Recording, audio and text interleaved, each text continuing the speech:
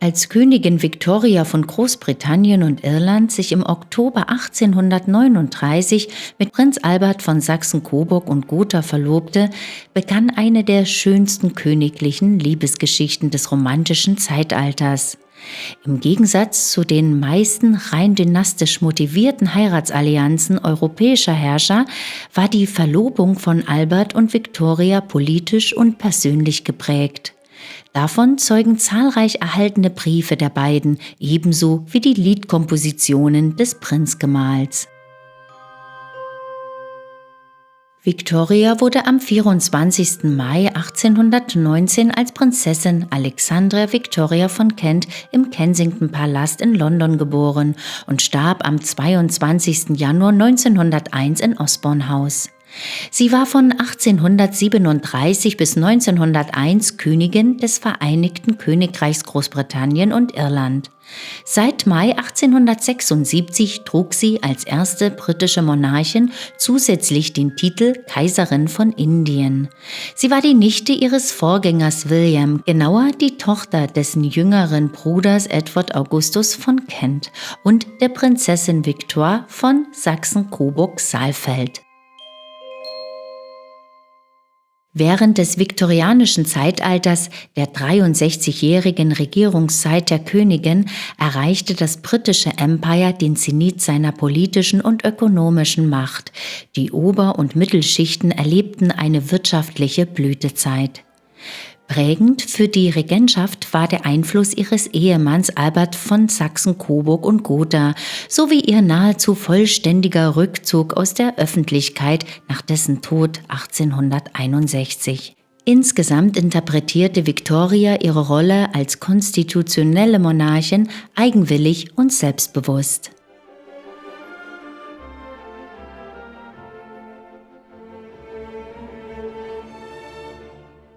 Während des viktorianischen Zeitalters florierte Großbritanniens Wirtschaft. Das lag vor allem daran, dass die industrielle Revolution nun auch im Bergbau und Maschinenwesen ihre Folgen zeigte und Großbritannien lange Zeit einen technologischen Vorsprung sicherte. Besonders der Ausbau des Eisenbahnnetzes hatte weitreichende Auswirkungen. Die Innenpolitik des viktorianischen Zeitalters konnte revolutionäre Umbrüche wie in anderen europäischen Staaten vermeiden. Durch Änderungen des Wahlrechts und der Verwaltungsstruktur erlangte eine breitere Masse politische Einflussnahme. In anderen Bereichen, insbesondere im Gesundheits- und Bildungswesen, kamen Reformen nur schleppend voran.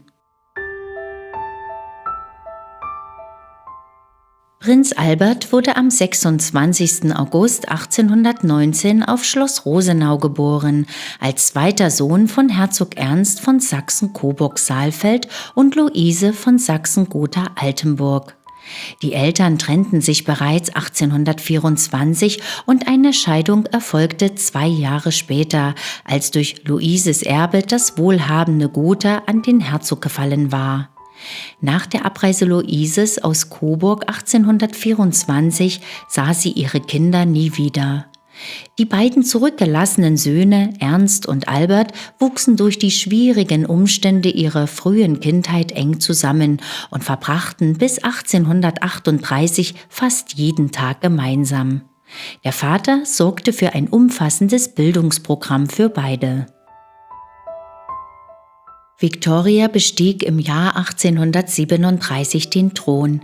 Ihre Krönung in Westminster Abbey am 28. Juni 1838 markierte den Beginn einer 63 Jahre und 7 Monate andauernden Regentschaft. Als Herrscherin war Victoria die Herrin über ca. 1/5 der Erde und 1/3 der Weltbevölkerung. Sowohl Victoria als auch Albert waren in der Wahl ihrer Ehepartner nicht frei. Für Albert, der jüngere Bruder des Erbprinzen Ernst war, wurde bereits in jungen Jahren nach einer guten Partie gesucht. Victorias Heirat wurde durch ihren überraschend schnellen Aufstieg zur Königin zu einer äußerst komplizierten Angelegenheit. Mit Albert hatte sie die Erfahrung einer Kindheit und Jugend in schwierigen familiären Verhältnissen gemein, die bei beiden den Wunsch nach einem harmonischen und stabilen eigenen Zuhause erweckte. Denn während Albert sich Zeit seines Lebens um Pflichterfüllung und Moral, Fleiß und Anstand bemühte, nahm Ernst II. Im Kreise seiner Künstlerfreunde das Leben deutlich leichter.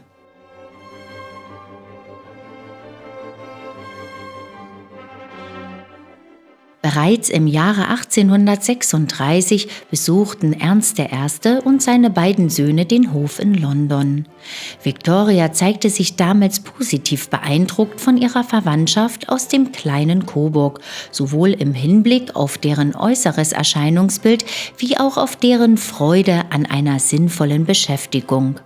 Spätestens nach seiner Italienreise wurde auch Albert in den Plan seiner Familie eingeweiht, eine Ehe zwischen ihm und seiner Cousine, die ja nun Königin von England war, anzubahnen.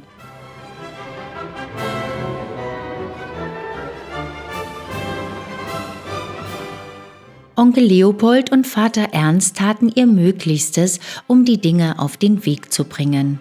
Doch Victoria, überwältigt und spürbar genervt von den vielen Meinungen und Einmischungsversuchen, mit denen sie als junge Königin konfrontiert war, stellte sich zunächst stur und wollte überhaupt nicht heiraten. Ihr Premierminister und Vertrauter Lord Melbourne, dem eine Einheiratung weiterer deutscher Verwandtschaft gar nicht zusagte, unterstützte sie in ihrer Haltung.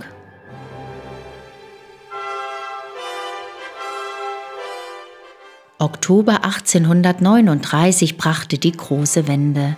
Victoria verliebte sich Hals über Kopf in Albert und hielt tatsächlich um seine Hand an. Albert war überwältigt von der schnellen Entwicklung und den starken Gefühlen, die ihn einerseits mitrissen, ihn andererseits aber auch einzuschüchtern schienen.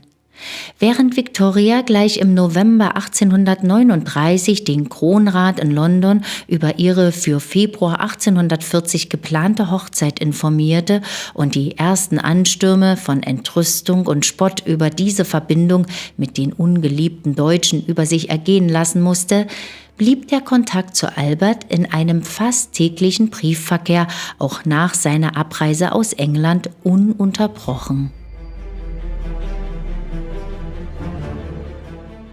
Die ersten harten Konflikte, die diese Beziehung belasten sollten, ließen nicht lange auf sich warten. Der offizielle Status des deutschen Prinzen und zukünftigen Ehemanns der Königin in England war von Anfang an umkämpft. Und diese Kämpfe übertrugen sich auch auf das Verhältnis zwischen Victoria und Albert. So wurde Albert der ihm zustehende Titel zunächst verweigert. Darüber hinaus entschied Victoria allein über alle seine Mitarbeiter. Letzteres sorgte noch vor der Hochzeit für intensive Diskussionen zwischen den Verlobten und das teilweise in dem künftig so typischen Mix aus deutscher und englischer Sprache.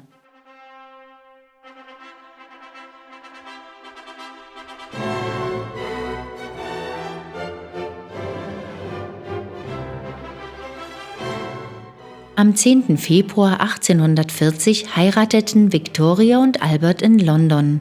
Die Hochzeit fand in ganz Europa größte Aufmerksamkeit und beförderte angeblich auch die heutige Gepflogenheit, ein weißes Brautkleid zu tragen, wie Victoria es tat. So altmodisch das Rollenverständnis des Ehemanns Albert aus heutiger Sicht erscheinen mag, so bewundernswert erscheinen doch seine genauen Überlegungen zu seinen Pflichten und Lebensaufgaben sowie seine Treue zu seiner Frau, die er nach Kräften unterstützte.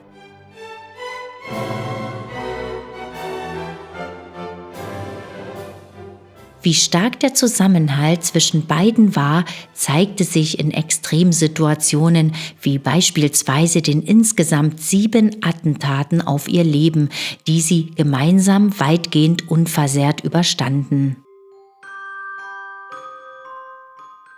Aufgrund der Belastung Victorias durch die Schwangerschaften übernahm Albert nun zunehmend auch politische Aufgaben, was Victoria anfangs gar nicht recht war.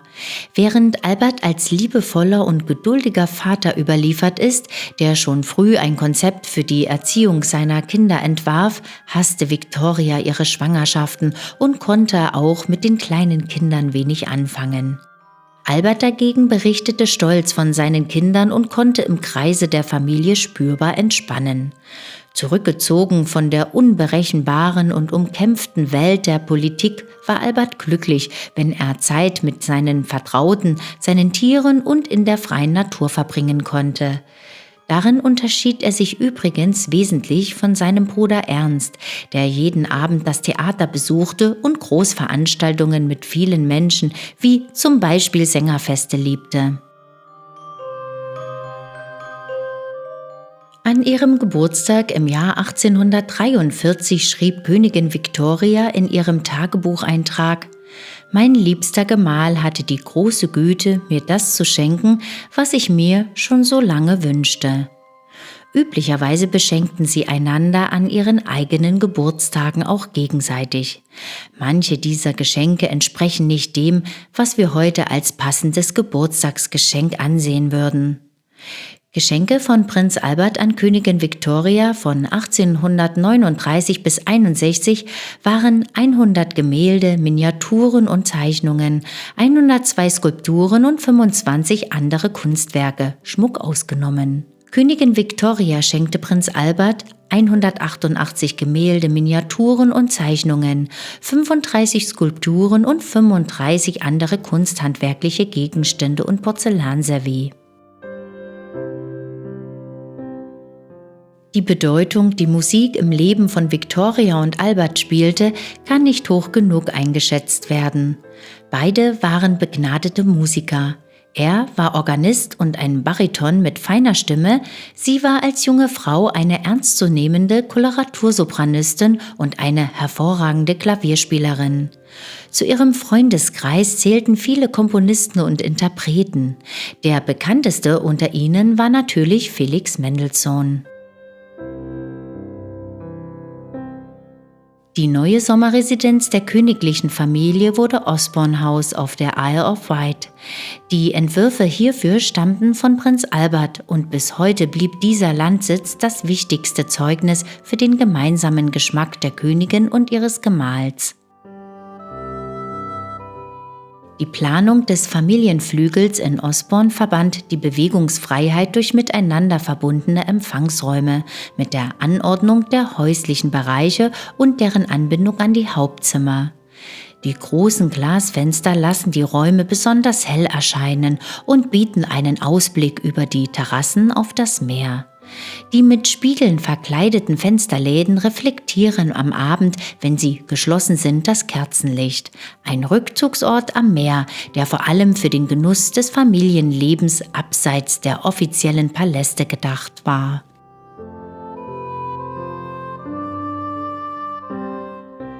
Der Korridor im Erdgeschoss wurde zum Aufstellen von Skulpturen entworfen und durch diesen kamen die Kinder vom Spielen am Strand mit ihren Fischernetzen zurück. Ich kenne keine anderen Sommerhäuser, die so aussehen, und dies muss einen starken Eindruck auf jene Kinder gemacht haben.